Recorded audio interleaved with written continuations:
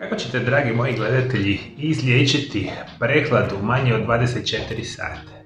To možete samo napraviti ukoliko u tijelo počnete ubacivati najbitnije nutrijente koji mogu značajno deaktivirati upalu ovoga tipa. I u najvećem broju slučajeva biti će problemi sa određenim virusnim infekcijama. I u današnjoj temi ću vam preporučiti jedan specijalni čaj za koji nikada u životu niste čuli, koji može jako brzo deaktivirati upalu ovoga tipa i dati će vam jako bitne nutrijente koje morate podhitno uzimati ukoliko želite vašu prehladu potkontrolirati u najkraćem mogućem vremenskom periodu.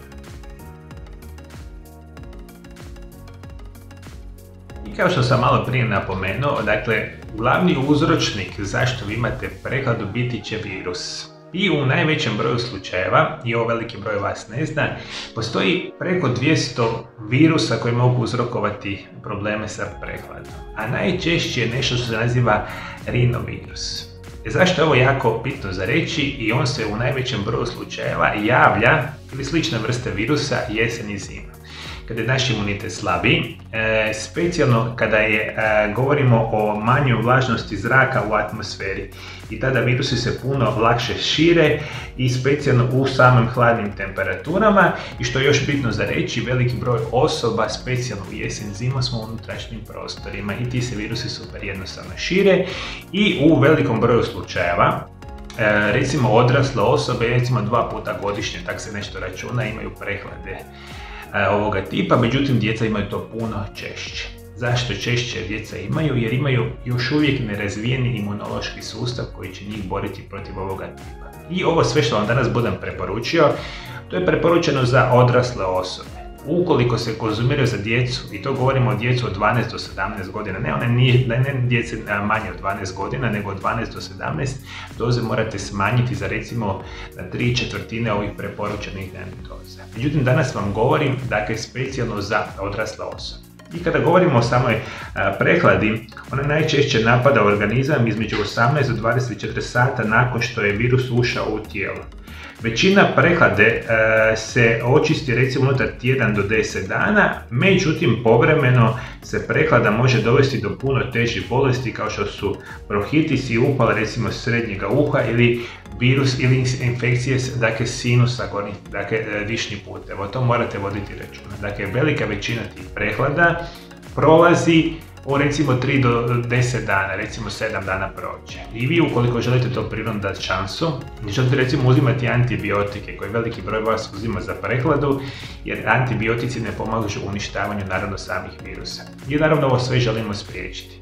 Danas što ću vam preporučiti bit će jedna iznimna biljka koja po znanstvenim istraživanjima pravite u formi čaja i pijete ga recimo svakodnevno 1 do 2 šalice ovoga čaja, ima iznimnu šansu da vam riješi infekcije gornjih dišnih puteva ovoga tipa. Specijalno ću vam govoriti o nečemu što se naziva divlja mačuhica. Mi kada govorimo divlja mačuhica je mala biljka koja doseže u visinu oko 15 cm.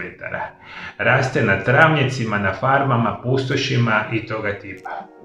Možemo reći da sam cvijet je raznih boja, bijele, žute, recimo ljubičaste, i ono što je dakle jako bitno za reći, ona se jako veliki broj godina koristi u zdravstvene blagodati. Sad ako ste prvi puta čuli od mene ovo, dakle vjerujte, dakle postoji skupiti čaj od divlje mačuhice. Odete u prvi dućan zdrave hrane i uvijek imate pripremljeno kod kuće ovu vrstu čaja.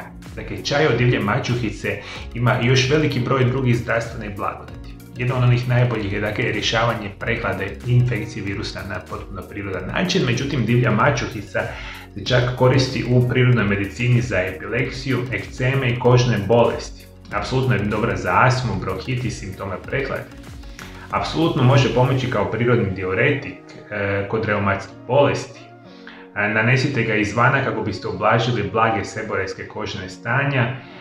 Apsolutno vam je bitan za liječenje recimo mokraćnih puteva i puno toga nama radi dakle divlja mačuhica, što dakle nećete zapravo vjerovati. Čaj se super jednostavno pravi. Kupite suhe cvjetove čaja od divlje mačuhice, stavite 1 do 2 male žličice čaja od suhog cvijeća u šalicu, prelite sa 200 ml kipuće vode, ostavite 10 do 15 minuta, procijedite čaj. I onda bi ja u takvu vrstu čaja dodao recimo 1 veliku žličicu soka od limuna i 1 malu žličicu meda. Sad lijepo promiješate, vidite čim osjetite da ćete dobiti prehladu i ovo će vam iznimno brzo pomoći. I dakle, to je čaj od divlje mačuhice, pomaže u liječenju prehlade. Što će vam još značajno pomoći? Apsolutno svakodnevno uzimate vitamin A, 15.000 internacionalnih jedinica dnevno. Ako ste trudni, nemojte više od 10.000 internacionalnih jedinica dnevno.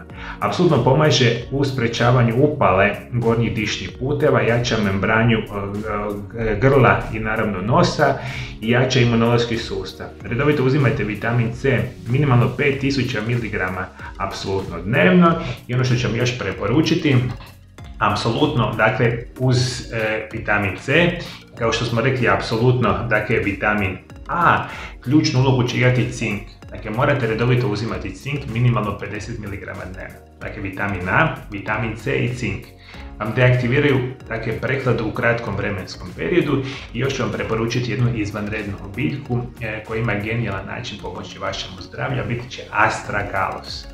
Astragalus možete kupiti u formi praha, ima nevjerojatna antivirusna djelovanja, generalno je savršena za naš imunitet.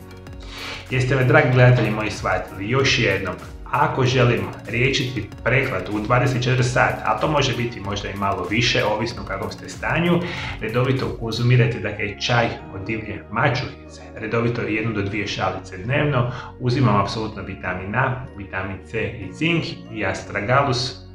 Perfektni načini liječenja vaših tegoba na potpuno prirodan način. Rekao sam, ako se to ne dogodi u 24 sata, vi to samo nastavite, možda će to se reći do 2, 3 dana, 4 dana, što vama nije bitno. Dakle, bitno da to bude prirodno, da bude sigurno i da nema niti jednu nuspojavu. Svi moji dragi gledatelji, kako se vi rješavate prehlade na prirodan način, imate li vi kakve recepture, komentirajte naravno dolje ispod videa. Uskoro dolaze moje prve 4 online edukacije. Ovo su detaljni programi i strategije najboljih prirodnih oblika liječenja velikog broja bolesti. Prvi online tečaj će biti kako izliječiti bolesna leđa prirodni načini. Drugi će biti najbolji prirodni lijekovi za artrozu koljena. Treći, kako spriječiti rak debelog crijeva, kompletan vodič. I četvrti, izliječite bolesnu jetru, dokazani prirodni lijekovi. Zadnje 23 godine izučavam najbolje prirodne opcije liječenja. Svi ćete uskoro imati pristup mojim programima prirodnih lijekova za koje nikada niste čuli, a izvanredno i prirodno liječe bolesti. Tečajevi su prevedeni na sve bitne strane jezike. Kada prva 4 online tečajeva dolaze, uskoro ćete dobiti informacije. Druga velika je vijest da otvaram svoju novu ordinaciju, Mario Lab centar za liječenje i edukaciju u Zagrebu.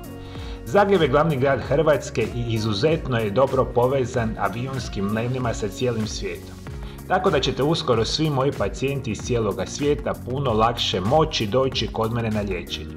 Kada je otvorenje i kada ćete moći rezervirati termine liječenja, to ćete saznati uskoro. Za moje svakodnevne savjete, dolje ispod videozapisa se pretplatite na moj kanal.